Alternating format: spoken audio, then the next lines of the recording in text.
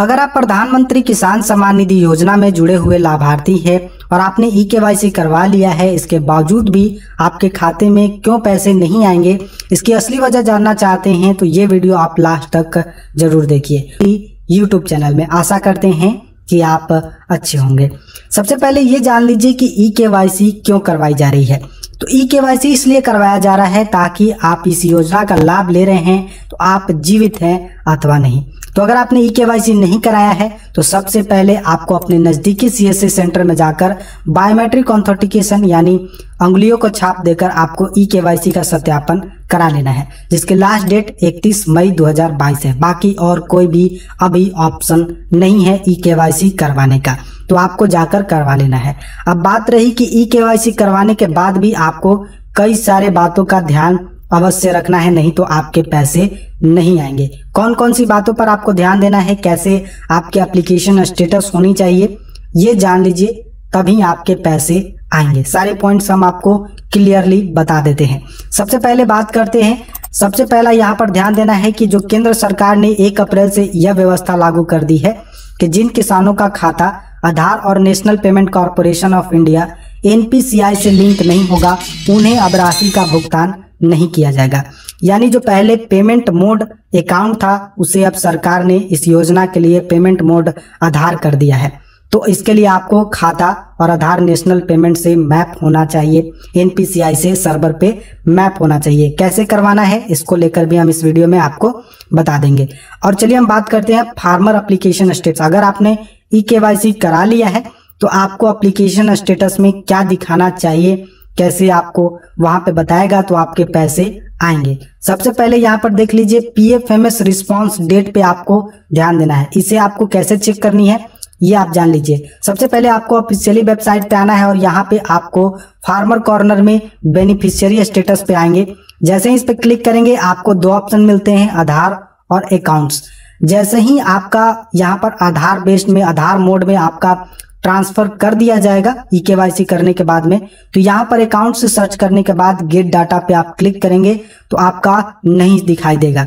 और अगर आपका यहाँ पे ट्रांसफर कर दिया जाएगा तो केवल आप आधार नंबर से ही सर्च कर सकते हैं। तो यहाँ पे आप आधार नंबर पे क्लिक करेंगे, आधार नंबर डालेंगे और गेट डाटा पे क्लिक करेंगे। उसके बाद इस तरीके से आपका फार्मर एप्लीकेशन स्टेटस नजर आने लगेगा।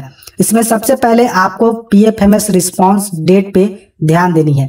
यहाँ पे आपने जब भी ई-केवाईसी कराया है उसके बाद का यहाँ पे आपको रिस्पांस डेट शो करना चाहिए, ये बात जान लीजिए। उसके बाद में दूसरा जो पॉइंट है उस पर ध्यान देनी है कि आपका एप्लीकेशन स्टेटस एक्टिव होना चाहिए। ये जो आपका फॉर्म आपका दिखाई दे रहा है इसमें आपको एक्टिव नजर आना चाहिए, यहाँ पे इनएक्टिव नहीं नजर आना चाहिए। 2 आपके पॉइंट आपके कवर हो गए। उसके बाद PFMS बैंक स्टेटस में आपका एक्सेप्टेड होना चाहिए। यहाँ पर ध्यान से देखिए, यहाँ पे PFMS बैंक स्टेटस में आपका एक्सेप्टेड होना चाहिए, ये बात जान गए। और आप चलिए चौथे पॉइंट की ओर चलते हैं। पेमेंट मोड आपका आधार होना चाहिए। यहाँ पर देख सकते हैं पेमेंट मोड में आपको आधार शो करना चाहिए। और उसके बाद में आपका आधार स्टेटस वेरीफाइड होना चाहिए। यहाँ पर देख सकते हैं आधार स्टेटस जो है आपका, यहाँ आधार नंबर इज वेरीफाइड होना चाहिए। तो इस प्रकार से आपको बिल्कुल भी नजर आना चाहिए। यहाँ पे अकाउंट नंबर आपको नॉट एप्लीकेबल, यहाँ पे NA दिखाई दे रहा है, यानी इसका मतलब है नॉट एप्लीकेबल, यानी यहाँ से हटा दिया गया है। तो अब जो भी यहाँ आधार से जो NPCI के सर्वर से अकाउंट नंबर और आधार मैप रहेगा तो ही आपके उस खाते में पैसे जाएंगे। यहाँ पे सवाल होता है कि आपके पास 4 अकाउंट्स हैं या 5 अकाउंट्स हैं, तो उसमें किस में जाएंगे। तो आप जो लास्ट में जिस भी खाते में NPCI से मैप करवाएंगे उसी खाते में पैसे जाएंगे। इस बात को आप ध्यान में रखिए। चलिए, अगर आप NPCI से मैप नहीं करवाते हैं या फिर कुछ दूसरे तरीके से दिखाता है, जैसे हम आपको किसी और किसान का आपको दिखा देते हैं, उसके बाद में हम बताएंगे कि अगर आपको यहाँ पे रिजेक्ट कर देता है PFMS रिस्पांस, आपको दूसरा चीज नजर आता है, जैसे कि हम आपको दिखाएंगे। चलिए यहाँ पे बात करते हैं, देखते हैं दूसरे किसान का। तो देख सकते हैं आपका यहाँ पे PFMS रिस्पांस डेट आपको देख सकते हैं पुराना नजर आ रहा है। यहाँ पे रीजन आप यहाँ पर देख सकते हैं, एक्टिव में यहाँ पे इनएक्टिव लिखा हुआ है और यहाँ पर रीजन में बेनिफिशियरी इनएक्टिव ड्यू टू इनएलिजिबिलिटी, किसी कारण से इनको इनएलिजिबिलिटी घोषित कर दिया गया है, यानी इनएलिजिबल कर दिया गया है। उसके बाद में यहाँ पे PFMS बैंक का स्टेटस तो इनका एक्सेप्टेड बता रहा है, लेकिन यहाँ पे आधार स्टेटस में नॉट वेरीफाइड बता रहा है, पेमेंट मोड आधार है, तो इनका पैसा नहीं आएगा बिल्कुल भी। ये बातें जान लीजिए, इनको किसी भी कारण से इनएक्टिव कर दिया गया है, इन एलिजिबिलिटी घोषित कर दिया गया है। और अगर आपका NPCI से लिंक नहीं रहता है, मैप नहीं रहता है, तो यहाँ पर देख सकते हैं इस तरीके से शो करेगा PFMS बैंक रिजेक्शन।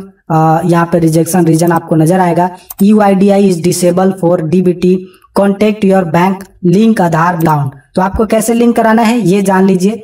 और यहाँ पे एक छोटी सी निवेदन आपसे कर दें कि अगर आप हमारे YouTube चैनल पर पहली बार आ रहे हैं या कई बार आ चुके हैं और अभी तक हमारे चैनल को आपने सब्सक्राइब नहीं किया है, तो दिए गए रेड कलर के सब्सक्राइब बटन पे क्लिक करिए और बेल के घंटे को भी दबा लीजिए इसी तरीके की जानकारी से जुड़े रहने के लिए। और वीडियो पसंद आ रही है तो वीडियो को लाइक कर सकते हैं, शेयर कर सकते हैं। टेलीग्राम चैनल से जुड़ना चाहते हैं तो वीडियो के डिस्क्रिप्शन में लिंक है, वहां से आप हमारे टेलीग्राम चैनल से भी जुड़ सकते हैं। अब चलिए NPCI से आप कैसे लिंक करवा सकते हैं सर्वर से। उसके बाद में अगर आपका यहाँ फिर भी आपका ये नजर आता है, आपका यहाँ पे क्लियर नहीं हो पाता है, तो क्या करना है ये भी हम आपको बता देते हैं। सबसे पहले यहाँ NPCI के सर्वर पे मैप कराने के लिए आपको यहाँ पे एक फॉर्म डाउनलोड करना होगा, जो हम अभी यहाँ पे बता देते हैं। यहाँ पे आपको लिखना होगा जो भी आपका ब्राउजर है उसमें, या गूगल पे आप लिखिए NPCI लिंक फॉर्म। जैसे ही लिखकर इंटर प्रेस करेंगे, आधार सीडिंग प्रोसेस PDF आपको यहाँ पे आएगा। इसको नीचे की ओर आपको स्क्रॉल डाउन करके आना है और ये जो फॉर्म है 3रा नंबर पेज, इसे आपको प्रिंट कर लेनी है।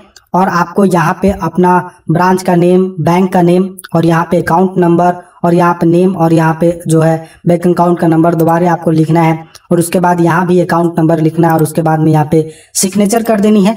और ये जो फर्स्ट वाला ऑप्शन है इसमें आपको टिक मार्क लगा देनी है और इसमें सिग्नेचर करके और यहाँ पे सिग्नेचर करके साथ में यहाँ पे name, mobile number, email ID और आधार कार्ड की कॉपी और बैंक अकाउंट्स की कॉपी यहाँ पर लगाकर बैंक में जमा कर देनी है। उसके बाद में आपको क्या करना है, फिर भी यहाँ पे एक्सेप्टेड नहीं नजर आता है तो आपको एक बात का ध्यान देना है, यहाँ पे आपको डिस्ट्रिक्ट एग्रीकल्चर डिपार्टमेंट में आपको संपर्क करवाना है। लिंक करवा लेने के बाद में एक बात ध्यान लीजिए, सर्वर पे आपको मैप करवा लेने के बाद में ही आपको यहाँ पे डिस्ट्रिक्ट एग्रीकल्चर डिपार्टमेंट में संपर्क करना है। आपको कौन सी प्रिंटेड ले जानी है, ये वाली आपको यहाँ से प्रिंट निकाल लेनी है और प्रिंट निकाल के एक एप्लीकेशन लिख लेनी है और यहाँ पर जाकर वहां जमा कर देनी है। उसके बाद में यहाँ पे PFMS से आपको एक्सेप्ट कर लिया जाएगा और यहाँ पे आपको जो रिस्पांस डेट है वो नजर आने लगेगा और जो पैसे हैं वो आपके खाते में आ जाएंगे। तो ये बातें आपको ध्यान देनी है, नहीं तो आपके कितने भी eKYC करा लीजिए आपके खाते में पैसे नहीं आएंगे। तो eKYC कराने के बाद इन सारे बातों पे आपको गौर करना जरूरी है, नहीं तो आपके पैसे नहीं आएंगे। तो आई होप आप समझ गए होंगे कि आपको eKYC कराने के बाद पैसे क्यों नहीं आएंगे। तो इन सारे बातों पे आपको गौर करना जरूरी है। तो आई होप ये वीडियो आपको पसंद आई होगी। तो मिलेंगे अगले वीडियो में किसी और टॉपिक को लेकर, तब तक के लिए दे दीजिए हमें इजाजत।